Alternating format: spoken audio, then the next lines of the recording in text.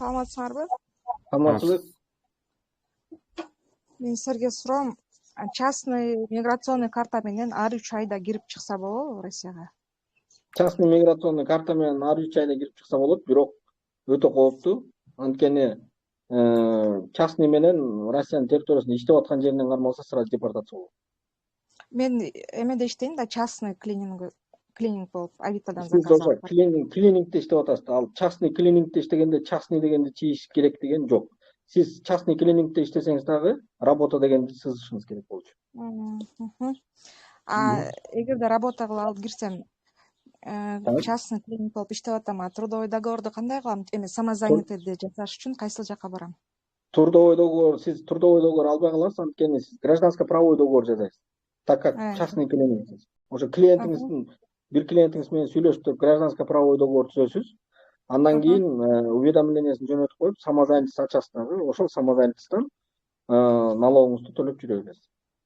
Кантип ачып, кандай кылып төлөйм? Самозанятость өзүнчө приложение. Самозанятость бул өзү налоговый режимге. Иненениңиз бар болсо, немеге барасыз, налоговый инспекцияга, же болбосо азыр эми любой эле банк, Сбербанктын отделенияларынан жасап калды. Ошол жерге барып туруп самозанятость ачсаңыз эле сизге мой налог деген приложенияга доступ берет. Ошону көчүрүп алып, ошол жактан төлөп жүрө бересиз. Ошо менен регистрация продление кыла берем, Гражданско-правовой договор менен регистрация продление кыласыз. Гражданско-правовой договор кылыш үчүн клиентим менен кайсыл жака барышым керек? Клиентиңиз менен эч жака барбайсыз, сиз экөөңүздөр гражданско-правовой договорду түзөсүздөр, уведомлениясын Федеральный миграционный службага жөнөтөсүздөр. Болду.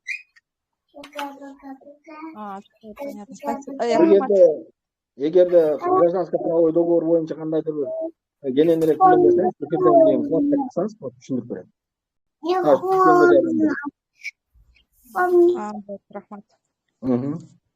Рахмат. Нурик бергиле, андан кийин Сыдыков Айзат.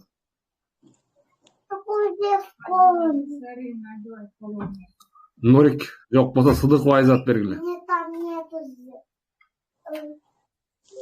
Алло.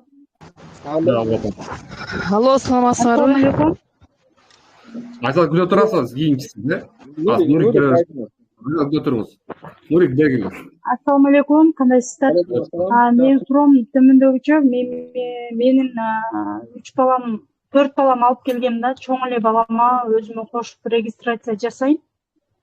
Башка квартирага, өзүбүздүн жашаган квартирага эмес, көтөрбөйт бизде. Анан 3 баламы ошол келген жылы биз регистрация кылып школага бергенмин. Ошол бойдон школадан да сурабады дагы, анан биз улантпадык да регистрациябыздычы. Азыр мындай закондорду угуп кооптонуп атам да, кандай кылсам болот? Эгер мен регистрация кылам деп буну кирди чыктыга жөнөтсөм, доверенность жазып, проблема болбойбу балдарыма жолдо? Же башкача жолдор барбы?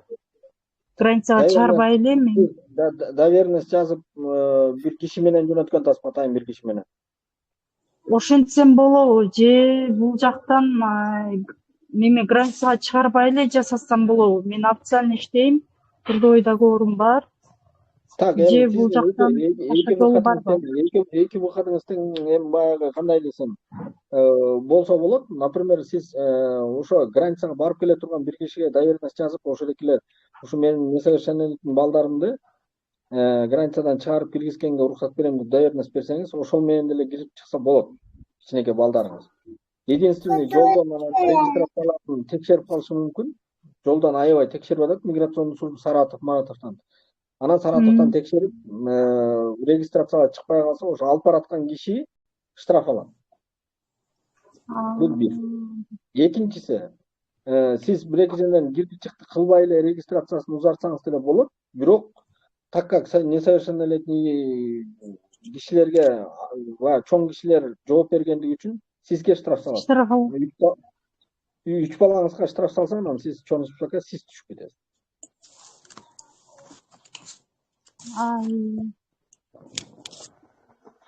Так что кандай кылсам болот эми ошону мен? Эми 2021 кирген да балдарым ошол бойдон. Эми калганда 3 айлык болгон бойдон. Сүйлөшүп бирден кылып өткөзүңүз да, бирден регистрация кылыңыз да. Сразу баарды үчөөнү бир алып барбай. биринчи бир баланы алып барып регистрациясын узартып, андан кийинки жолдошуңуз каякта? Жолдошуңуз бирөөнү алып барсын. То есть бир штраф сизге жазылса, бир штраф атасына жазылсын деп атам да. Жок, жолдошум каза болуп калып, ушу Москвада каза болуп калып, анан балдарыма шартка байланыштуу бул жака алып келгем да. Катаган адам жок. Анда эми сизге вот неметерим өзүңүз эле ошо өзүңүз границага алып барып келсеңиз, если мүмкүнчүлүгүңүз болсо, ошол жакшы болмок.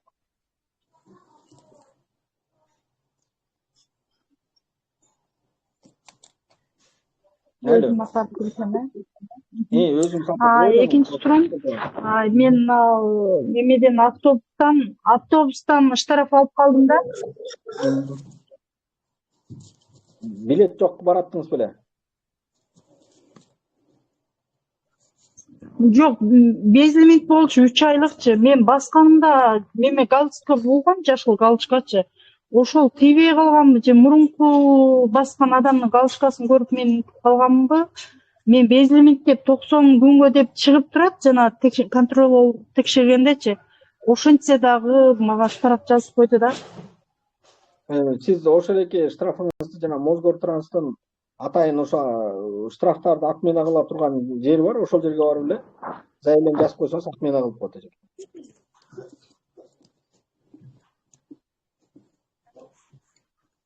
Алло. Адресин жазып барыңыз. Көрдүңүзбү? Түшүнүктүү, рахмат. Өдөрөк чыксаңыз жазып турат. Баары пополам жазып турат. Номер телефондор турат. Электронный почта баары турат. Байланышыңыз ошол аркылуу. Электрон эле жазсаңыз болот заявленияны сиз барбай каласыңыз. 90%, 98% эле отмена кылып таштайт экен ошо электрон. Көбү отмена кылат экен. Жакшы. Талапчыңыз болбосо менен ишкем ачыңыз андан кийин эч таппасаңыз. Макул анда. Айзат бере эле сураңыз. Саламатсыңарбы? Баарыңыздарга жалпы салам. Менде мындай суроо да. Мен 15 жыл мурда Санкт-Петербург шаарында кыздуу болгомун. Бирок тилекке каршы атабыз менен жашабай калган эмеспиз. Эми баш тартып кеткен да, башка турмуш куруп кеткен ал. Ошол кызым азыр 15 жашта. Атам атын алганда документациянычы күбөлүктү. Санкт-Петербургтан утерия кандай эле? Эмне деп эле? Выпискасын берген, төрөлгөн дегенчи. Берген, бирок Кыргызстанга барып атам атын алганмын да кызыма метриканы. Азыр өзүм гражданин Россиямын, 2009 алганмын. Анан кайра бул жактан ошо выписканын негизинде алайын деп МФЦга киргенмин да, эмеге сурапчы. Билсем 3 справка алып кел деди меничи. Биринчи справкасы ошол роддомдон төрөлгөн выписканын дубликатын алган эмесмин деген. Экинчиси ошол кезде 2008-жылы незамужная, вот ЗАГС жок болчу да, незамужная деген справка. Өзүңөрдүн эмеңерге барасыңар дейт, посольствого.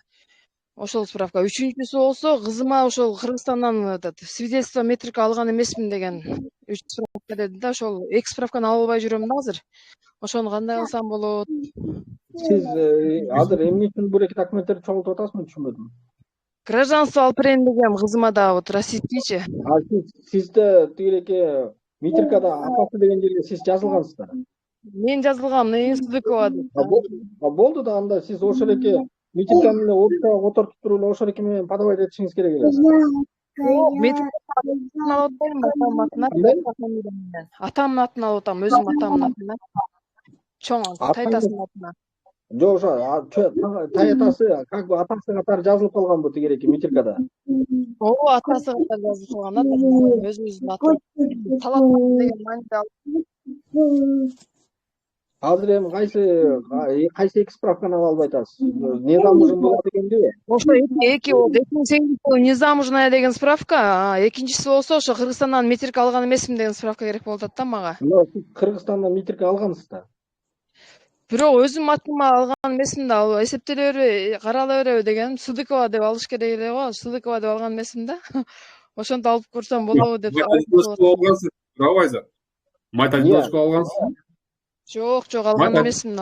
Майта одиночка болгондо баке өзүнүн атасынын фамилиясы берилет да, конечно. Сыдыков.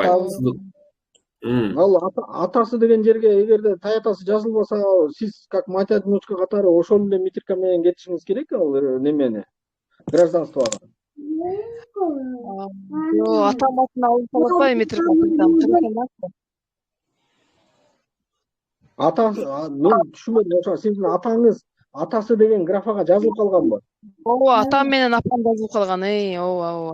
Ошондой эле түй атаңыз. Сиз то есть мындайча айтканда азыр юридически сиз өзүңүздүн кызыңыз сиздин кызыңыз эмес экен да, туура айтамбы? Митиркада. Бирок выпискасы бар да, төрөлгөн деген выпискасы бар Санкт-Петербургдачы. Ана мына ушул да кыргыздар ушул 15 жылда бир проблема кылат, вообще чечилбейт ал проблемачы. Никак невозможно чечилгенгечи. Кеңеш алып көрөйүн деп аткам да, ошо аракет кылыпчы. Эми сизде бир жолу сот аркылуу дагы ошол эки митиркада туура эмес жазылган деген соттун решениясын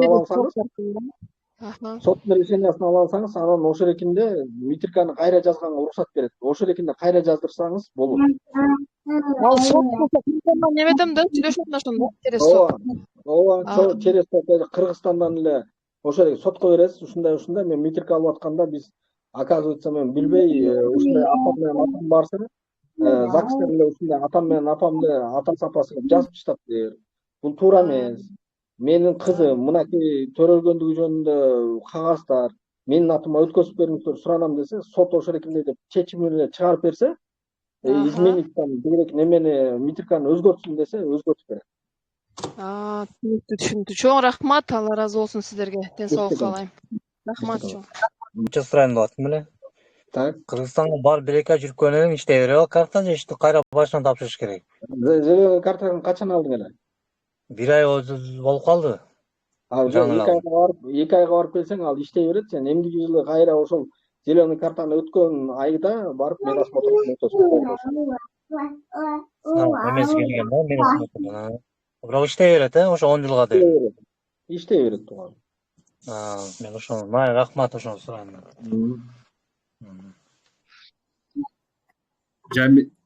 Улкан Калинова бергиле, унутуп калдым. Улкан Калинова, андан кийин Жамиля анан Майсалбек. Саламатсызбы? Саламатчылык. Мен суроом бар эле сизге. Мен Сахаровадан загранпаспорт менен өткөм да. Кече жакында Кыргызстанга барып келдим, бирок ади карта менен келдим да. Эч кандай проблема болбой, азыр эми өтөйүн деп жатам осмотрдан.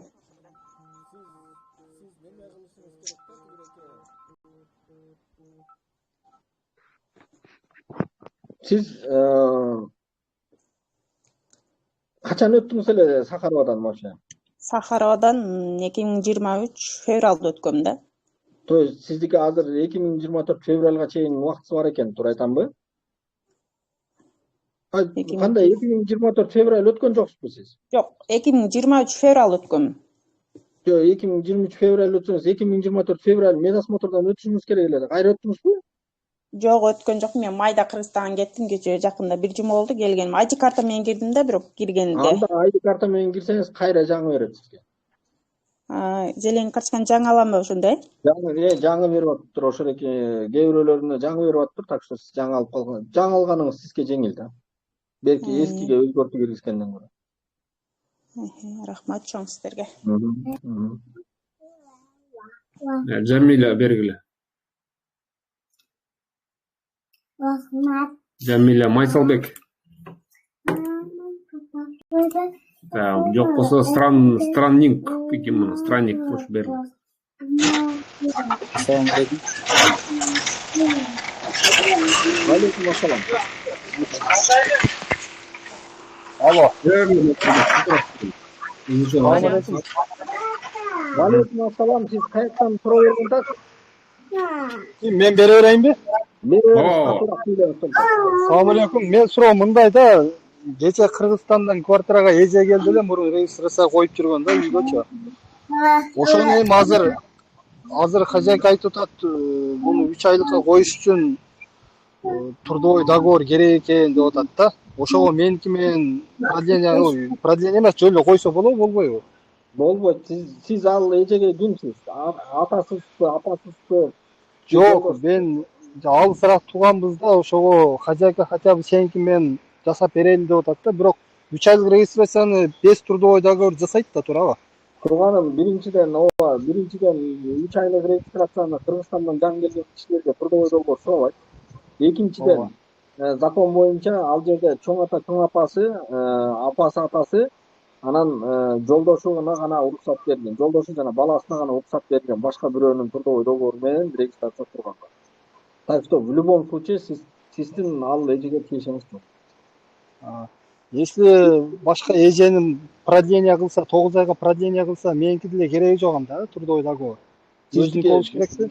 Сиздики не то, что кереги, сиздики вообще жарабайт деп атат. Жарабайбы? Сиздики такыр жарабайт. Сиздин договоруңуз сизге, анан сиздин аялыңызга гана жарайт. Балаңызга жарайт. А чужой туугандарга жарабайт. Болду. Рахмат, түшүнүктүү. Жамиля, беребиз. Саламатсызбы? Саламатсыз. Мен мындай суроом бар эле да. Менин кайыным немеге Россияга келерди, Россияга келди да, частный болуп кирген да. Анан частный болуп кирип, 3 ай туруп, уже ровно 3 ай неме регистрация жасатты. Анан 3 айдан кийин чыгып кетти эле да. 3 ай ровно боло электе чыгып кетти. 2 күн калганда где-то. Анан азыр кайра келмек да, уже бирок 3 ай боло элек да, азыр уже кайра эле уже частный болуп азыр келе алабы? Келе алат. Эч кандай проблема болбойбу? Проблема болбош керек. Анан мен дагы бир суроом бар эле, мен неме сурайын дедим эле, жана мен дагы балдарым бул жерде өзү. Чоң кызым 5,5 жашында келгенбиз ошол үйдөн эле. Азыр где-то 12-ге чыгып калды да, 12-ге тоюнуп калды. Анан келгенде деле баштап биз регистрация жасаткан эмеспиз да, регистрациянычы. Азыр эми мондой неме болуп атат азыр дагы. Регистрация жөнүндө проблемалар болуп атат. 2022 биз границага чыгып, анан кайра келгенбиз. Келгенде да жасаткан эмеспиз да регистрация. Азыр эми таптакыр жок да, регистрациясы таптакыр жок, бирок мектепте окуйт. Азыр мен кандай кылсам болот? Регистрациясын кандай кылып жасатпай эле жүрө берсем, бирок мектептен сурабайт. Азыр көчөгө эми мисалы эшиктин астында двордо мына ушул жерде ойнойбуз, эми мындай кылбайбыз да, мындай көчө алыс жакка барбайбыз. Мындай да, негизи федеральный миграционный служба жылына бир жолу ошол эки өзлөрүнүн районундагы мектептерди, детский садтардагы бүт иностранный граждандардын регистрациясын, место жительствосун запрос кылганга акысы бар. Эми сиз баягы көп кыргыздардын немеси менен айтып атасыз да, эми мындай жүрө берсе болобу деп, сиз менден ошо жүрө берсең болот, жазатпай эле кой деген сөздү уккуңуз келип атат. Жок, мен сиз кызыңызды кирди чыкты кылып келип, тем более некедеги кызды регистрацияга коюшуңуз керек, милдеттүү түрдө. Эгерде сиз аны койбосоңуз, көчөдөн кармала турган болсо, ал кызыңыздын жоопкерчилигин сиз тартышыңыз керек. То есть сизди мына өткөндө ошол экинтип регистрация жазатпай койгондугу үчүн атасы дагы, апасы дагы выдворение болуп кетти. Мен ошону неме деп атпаймынбы? Азыр границага эми чыгарыш үчүн мен азыр 3 кызымды ошо чыгарыш керек болуп атат да. Ошону чыгарбай туруп эле мен ушул жерден жанагынтип жасасам болобу деп штраф алып жасатсаңыз болот, бирок дагы бир жолу айтам, каждый сиз ошол эки 3 кызыңызга 3 штраф аласыз. Да, эгер 3 кызыңыздын тең регистрациясы жок болсо. 3 кызыңызга 3 штраф аласыз, 2 штраф алгандан кийин сиз черный списокко түшүп кетесиз. Мен ошол МВДга, ошо өзүбүздүн жаныбызда баягы МФЦга барып, МВДдан сураганда, ошо жылына мисалы үчүн 2 штраф, 3 штраф алсаң, анан баягы 1 жыл өткөндөн кийин баягы штрафтар аннулировано болуп кетет деген туура элеби? Же мен туура түшүндүмбү, же алар мен туура эмес түшүнүп калдымбы? Ошону айтыңызчы. Алар сизди алдап коюптур. 26 статьянын 4 пункту бар. 115 федеральный законда. 3 жылдын ичинде 2 штраф алсаңыз, 5 жылга запретке түшөт деген. То есть 3 жылдын ичинде эжеке. 27 статьясында тоже 5-6 пункттарында көргөзүлгөн, что сиз 1 жылдын ичинде 2 штрафты. То есть аналогичный.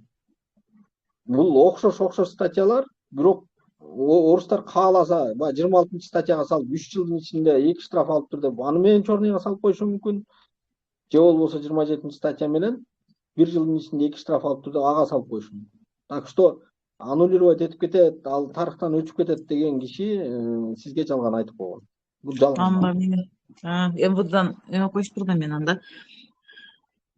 Ал Анда киши Россия жарандарына карата. Россия жарандары ошол экен, штраф алсаң, төлөсөң ham төлөбөсөң ham жүрө берсең болот. Кыргыз граждандарына штраф алганга болбойт. мен ошол жолдошум дагы ушу неме боюнча такси айдайт да, ошол өзүнүн правасына 3 жолу штраф алган да, жолдошумчу. Бирок ошону өз убагында төлөгөн да, ошол штраф алган менен ошо эртеси күнү неме келген, ошондо төлөгөн. Биз ушуну азыр жакында ошо гражданствого неме кылайлы деп атып элек. Ал штраф ошо влиять этеби жолдошумдун немесинечи, мисалы үчүн гражданствого тапшырып турган болсо. Ооба, гражданство аларда бүт баардыгын текшерет дагы анан. Ал төлөнгөн, төлөнбөгөнүнө уже не имеет значения. Ал черный список ошол эки штрафты алганда элечү. Алдың, ал төлөйсүңбү, төлөбөйсүңбү, это не имеет значения. Анда кандай болуп калат? Ошондо биз гражданствого тапшыра турган болсок, кандай ошол немеси чыгып кала турган болсо бизге чыгып кала турган болсо, возможно, отказ кылып ийиши мүмкүн. Эми мен эжеке азыр мен сизге мисалы үчүн көз ачык эмесмин, мен айта албайм да анычы. Аны инспекторлор бар ал жердечи, жана УМ инспекторлору бар.